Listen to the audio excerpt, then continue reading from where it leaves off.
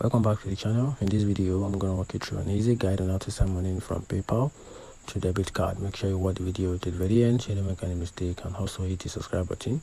Culturally helps me out. So to get started with the guide, the first thing to do is to log into your PayPal. So from there, you have to tap the transfer money or withdraw fund. Then on the screen, on the home screen, under your PayPal balance, click transfer money.